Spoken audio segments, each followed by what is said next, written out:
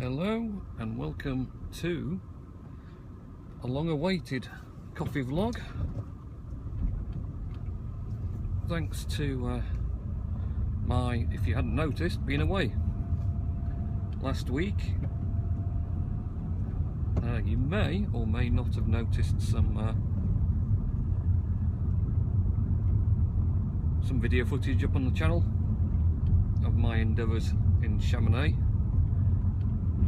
It was a very good week actually.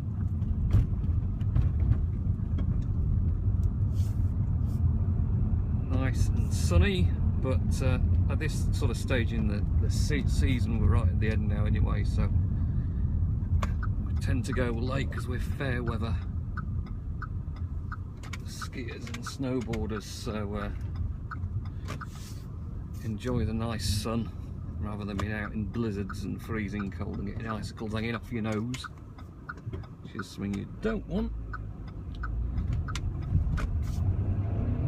So it was a very good week. I'm back again now. Nothing disastrous happened in my absence. Everyone at work managed to get by. I didn't leave them any nasty surprises, any rough edges to deal with.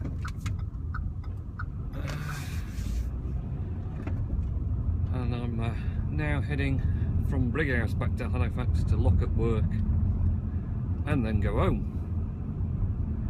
I've just been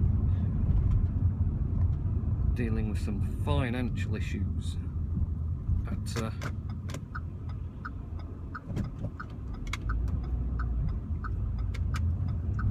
in Brighouse, but we're heading off back now.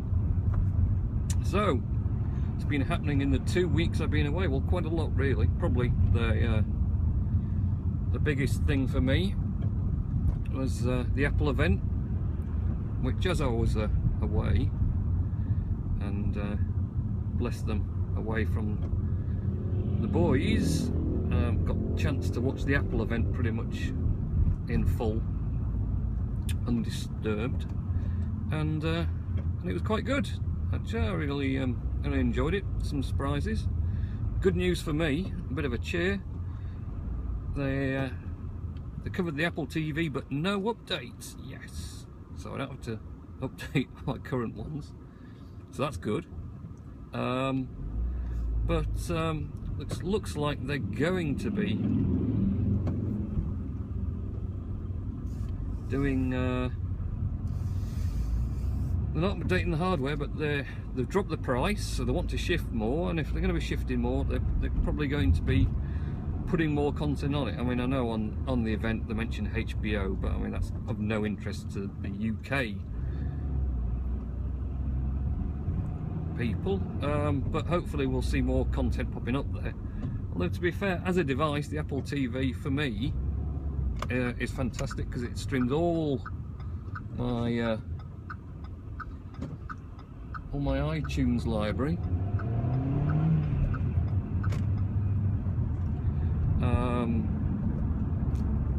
and everything attached to it. So if there's any movies, films, while I was away,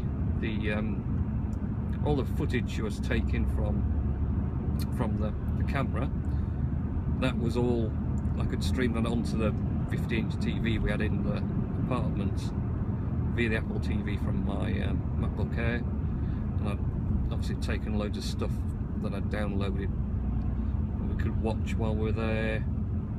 Plus you can obviously AirPlay from your Macs if you don't have to the Apple TV, extend your desktop with it, and obviously stream stuff straight from your phone or iPad. So like, it doesn't have iPlayer or Demand 5 and stuff like that, but it doesn't really matter because you could just watch it with the app on the phone and then AirPlay it to the Apple TV, to the TV you wanted it on, if it doesn't have those features already built in. So I mean, there's already a lot of reason to use them. Some people say, oh well, the newer stuff that's coming out on Fire TV, and then there's sort of Android and custom PC stuff and whatever else.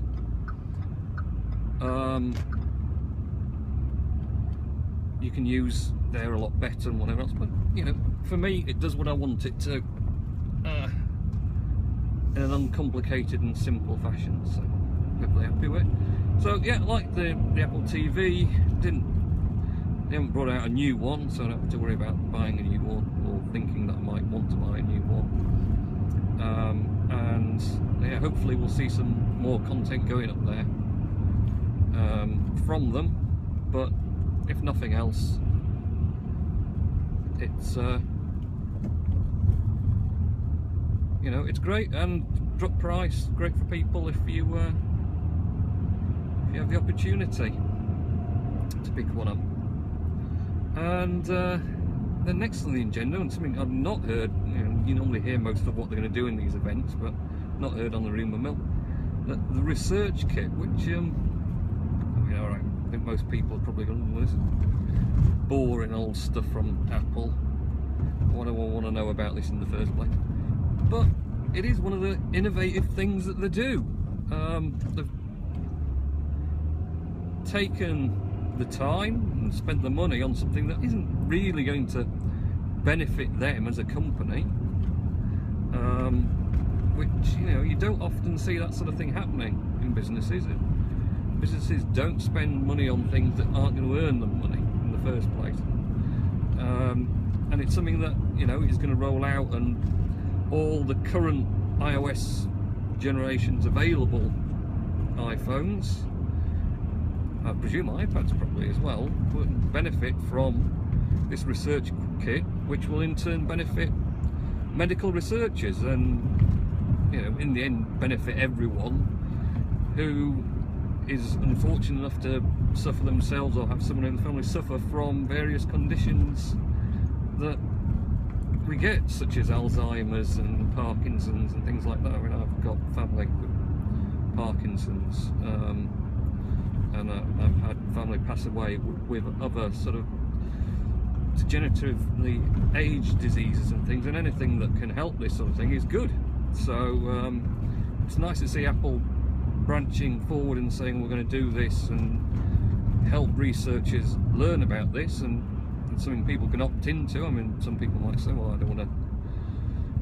don't want to get involved with that, but others will say, well, why not? Certainly if they've got it already, why not help other people in future, or help find cures or ways to manage it, whatever that may be. So, I mean, I don't know if anyone missed seeing what the research kit is about, but it's really about different medical institutions and the researchers there being able to create their own apps to gather data on medical conditions, and the apps may take the form of the people who have the app with a certain condition can do various tests through it, which will then go back to the medical researchers. It may collect data much like the physical tracking apps and things do, so how active you are, how much movement, step data, things like that, all to find whether it's relevant, you know, whether people who are more active maybe don't suffer as much with that particular condition as opposed to those who aren't, and vice versa. It might work the wrong way, you never know. Being more active doesn't do you any good. So from that sort of point of view, it's all very good, and they opened it up completely, so it's going to be open source and can be available on Android as well, which is even better.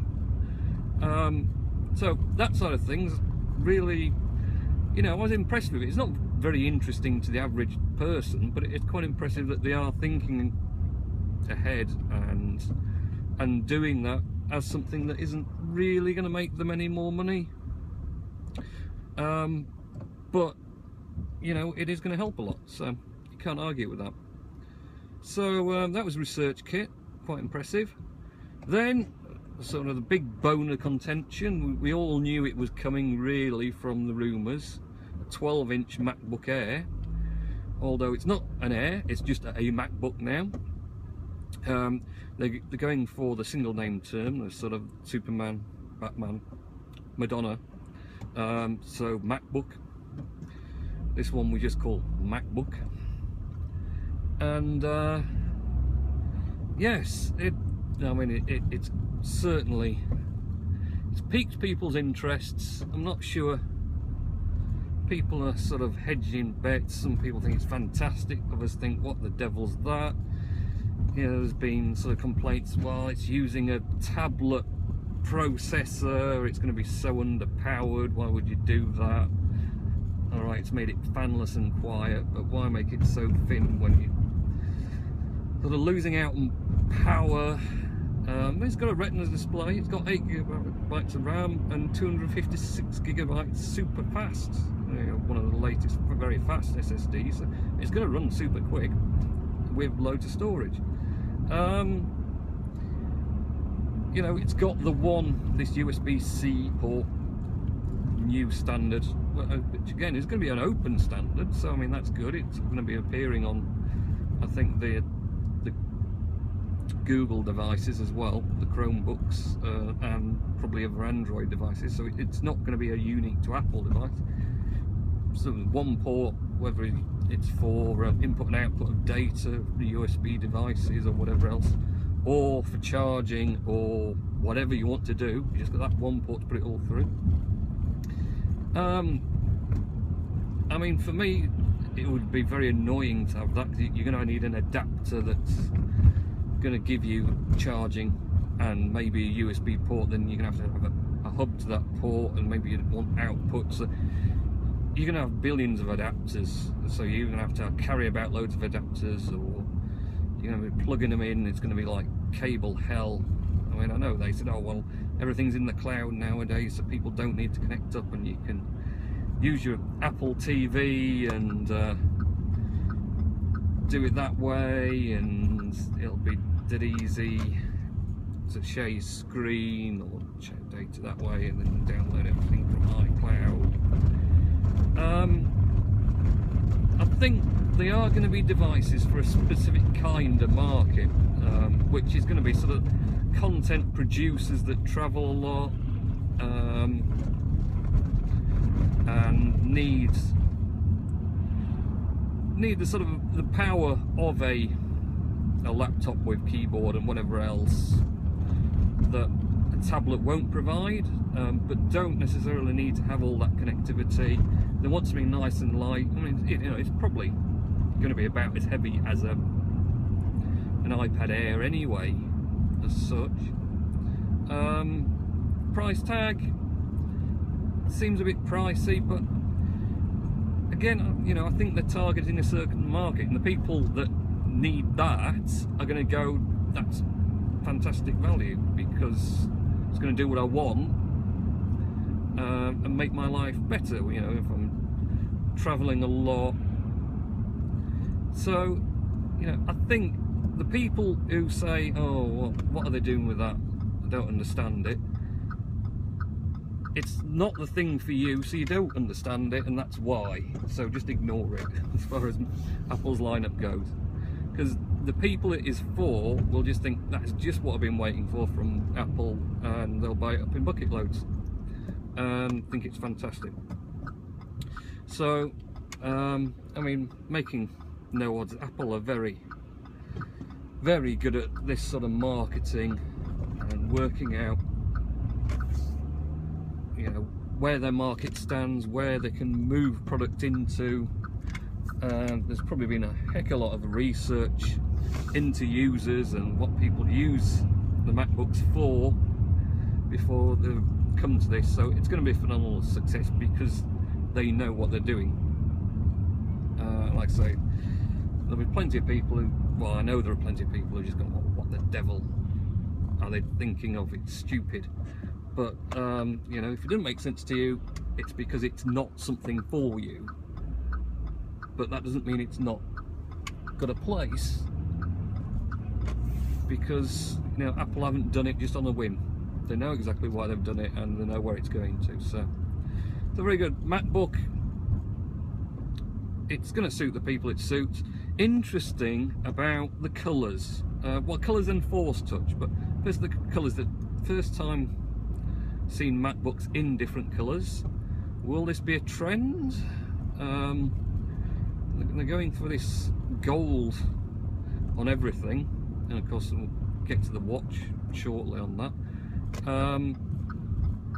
So colours, you know, that's an interesting addition, perhaps making it a bit more premium. And again, looking to maybe the sort of the higher end market as well at the same time. So looking to get the big money people. And then this Force Touch. I mean, the Force Touch isn't necessarily something that's going to be unique to that model. It'll no doubt come out to all the different MacBooks over time. But you know, it's another interesting addition that they're not just sitting back and saying, well, a trackpad with multi-touch is good enough. We're going to have one where it's going to do different things depending on how hard you press on it, which is interesting. And yeah, on some of the features, it's obviously going to have a lot of benefits in certain situations. So good addition. All of these things still don't make it right for me, because I just don't, you know, a single port is great for making it slim and portable and whatever else, and like I say, people that it suits, it will suit. For me, you know, I run into difficulty because you just need, you know, 2 USB ports is probably not enough if you've got external drive, you're going to put your phone in. When I was away, the SJ Cam SD card I took out and then put into, because it's one of the mini cards, and put it in one of the standard card enclosures, and then slot that into the SD card reader on the MacBook Air, because it has one. And then so you've got basically 3 ways of inputting data. So that sort of thing, if you want to do that on the MacBook, you need to have an adapter for USB and maybe a hub, because if you want 2 USB devices like an external drive, or maybe plug your phone in to charge it, or take some data off it, transfer files off it, or whatever else, and then an SD card reader as well that will be connected. So there's all extra things to carry about. So I mean, for me, the Air does what it needs to do, because it's got all those extra ports in. It's a bit thicker, a bit heavier, and has a fan in it, but it does the job. So from that side of things, not really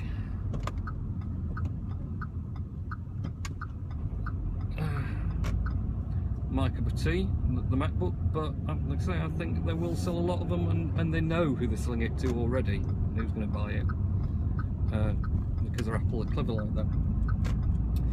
So, and then of course the big darling of the show is the Apple Watch. I think that was the thing everyone was waiting for, and it didn't disappoint. You know, I mean, we had a fair idea what was coming. It looks a nice bit of kit. I still have my doubts about battery life, to be honest. Now we will have to just wait and see what happens. But yeah, I'm not convinced about battery life at all. And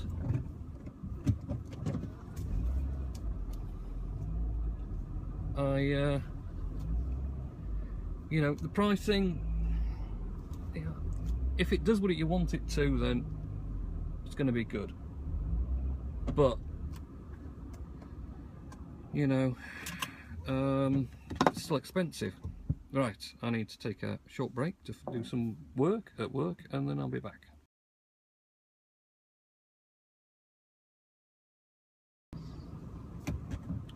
Hello, I'm back again. Did you miss me? So, on the road again, and Apple Watch. Obviously the darling of the spring event, spring forward event. Kind of ironic that they called it spring forward, and there's probably no springs in the Apple Watch. In fact, I don't think I saw any springs in the event period. I mean, they do look nice, no doubt about it. Apple have managed to come up with something that looks fantastic. going to have lovely apps for it, touch interaction. But you know, have they fallen into the same trap that Samsung did with the Galaxy Gear watches? I mean, at least they haven't gone to the ludicrous lengths of putting a camera on the watch. Quite why anyone wanted a camera on their watch, I don't know. But you know, you've got the as Tim Cook said, a bit like Kit in Knight Rider, you've got the functionality to talk into, answer your calls, and then talk into the watch. You've got a speaker, an earpiece, well, my speaker and microphone on the watch itself, so you're all right there. You can talk away to your heart's content. It's going to be the battery life, really, and I think they have fallen into this trap of trying to make it too much. You know, they're trying to make a phone on your wrist with all these sort of in-depth apps and doing things on your watch on your wrist. I just don't know if it's too much for people, or if it's too much for the current battery availability, and hence this is why you're going to get maybe just a day, who knows, battery life. Maybe not even a day battery life. I suppose until people do real world testing, we won't really know. Not really sure what they estimated themselves, to be honest. But yeah, I mean, it looks fantastic. Price wise, no, they're on the top end, but Apple are always on the top end of pricing. You know, they're a premium brand, and that's what they're aiming for. And of course, they know that the die-hard Apple people will pony up for the money, because then they'll get the quality, the reliability, and if they do have issues, they can just wander into an Apple store and say fix it or replace it, and that's what happens. So you pay extra for that, you know, sort of availability of having an Apple store local to you at any point. I'm sure what these two are doing here. What are these two doing here? Oh, he's going in, and then he's going to zoom up there. So yes, the Edition, you know, of course, again, looking about on Twitter and general news and whatever else, you've got quite a few people going, an Edition, $10,000 watch, ridiculous, what are Apple doing with that? Well, I mean, it's pretty obvious what they're doing, and they're aiming for the high-end market. This is the Breitling top-end watches, are easily that much. They want to catch the market of the people with money, and with money to spend on money, to whom $10,000 is just pocket change, really. You know, and I have to wonder, you know, Apple Edition, and they've got these coloured MacBooks. You know, are we going to see more editions coming out? Are we going to see more of Apple's products sort of upped? I mean, the quality is already exceptional, but you know, do they feel they're missing out on the people with money to spend? And so they're going to start producing these premium lines of products. So it'll be interesting to see. You know, I mean, arguably a lot say, you know, the 64GB 6 Plus, if you bought it outright, it's quite a premium price already. But you know, if they're gonna do something super with it, then maybe that is what we'll see. So yeah, it's going to be interesting. I think there's going to be a lot of people take up the Apple Watch. I'm not really interested, certainly not from start out anyway. What possibly I might do is wait a few months, give it till July maybe, and I think there'll be a lot of early adopters who quickly tire of it, to be honest, tire of the battery life. Maybe get it because they think it's going to do something for their life that it doesn't actually do, and then offload it again. So I'll be checking about eBay, probably give it a few months, get it into July maybe, start checking on eBay and see if you can make a decent saving. I think, you know, starting price is about $299, isn't it, for the smallest Sport. So yeah, I think I'll wait, maybe have a look and see, and pick up a used one at a reasonable price later. But we'll see what happens. Obviously Pebble went the right way with their option. I still think Pebble has sort of got it right on the sweet spot of what you want from a smartwatch, in that it just gives you your notifications and tells the time and date, weather. You can get other bits of information on it, but you know, the crucial thing is that you've got that 5 to 7 days battery life. You're not always plugging it in to charge it, because you know, Apple are making it this big thing on the Apple Watch being for fitness and whatever else. And one of the big things of fitness or well-being or whatever else is probably sleep tracking, not just daytime movement but nighttime. And the Pebble watch now in the background quite seamlessly does Misfit's sleep tracking. It'll say how much I've slept for and how much was deep sleep at that. Apple Watch can't actually do that if it's sat on the side charging. So you know, what are people going to do? You know, most people wear it during the day, charge it overnight because it's only going to last a day. You know, you're not really going to wear it, maybe get in at night, put it on charge, put it back on so you can have it on during the night, but then you're going to wake up and it's run out of battery again, so you're going to have to charge it in the morning again before you put it back on. Yeah, that's going to be complicated, isn't it, really? So it's not really going to do, doesn't think it's going to do sleep tracking, so it's kind of missing out on some, what I think is probably quite important information for you, what your sleep's like, how much you're sleeping, you're not getting enough sleep or whatever else. So the actual of the event, interesting thing with Tim Cook was, of course, I'm not sure, that she was late. The poor anemic girl they brought on stage for the show, she was supposed to be for research kit, turned up late, so they threw her on with the Apple Watch bit for Tim Cook to talk to her. And I was sort of expecting them to do a big thing about this for poor anorexics, where the Apple Watch does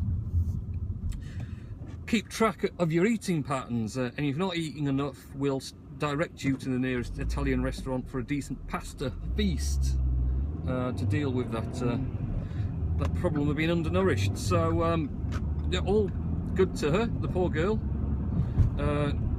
Looking a bit wafy and stick thin on the stage there, but hopefully her Apple Watch will direct her to some good eating establishments and sort her out. Not related to eating or Apple Watch or any of the Apple events, did watch some, well, it's watch related I suppose, did watch some good films while I was away. Obviously while travelling is a good opportunity. Heading out, watched Tracers, a bit of a mysterious name to it. Was actually very good, I'd recommend watching it. Kind of like a cycle courier in a big American city, not sure where, doesn't matter really, a big suburban American city, could be New York in the centre somewhere.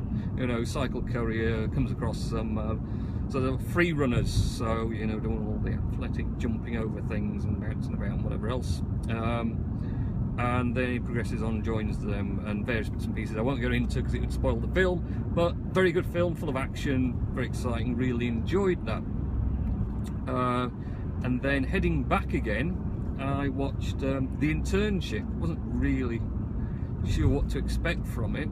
Got Owen Wilson in, and I forget the guy's other name, but he's also very funny, does a lot of comedy.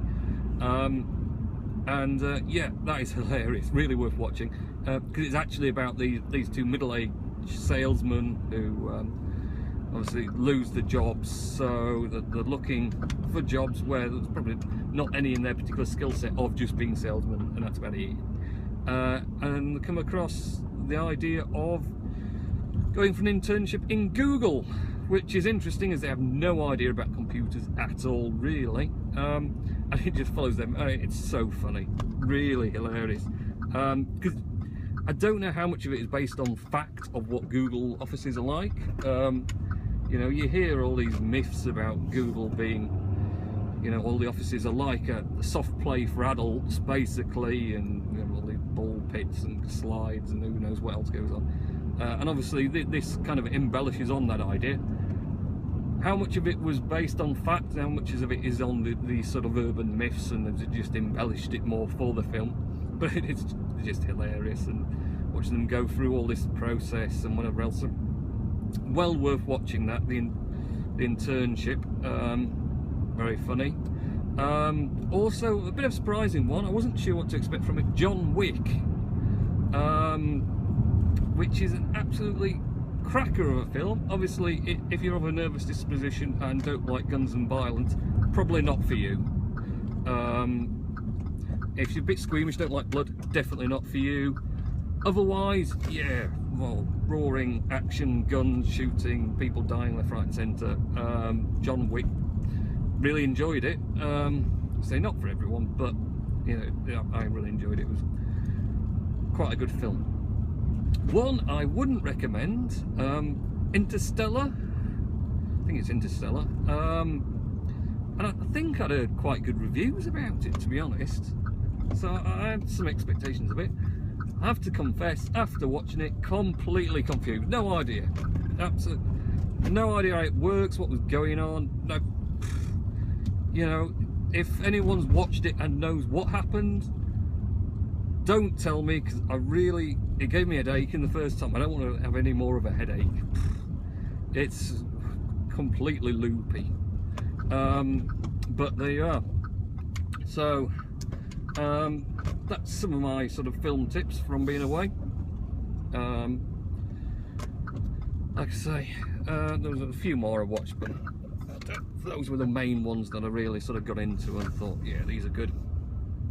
And I made it back, so that's going to be probably a half-hour job with the 2 trips I did worth of vlogs. So, you know, if anyone's really bored, I've provided you some entertainment. So hopefully return to normal sort of lengths and information next week's one. I still think I've got some other footage from the holiday to upload as well, so I'll perhaps drop that in at some point. Okay, night.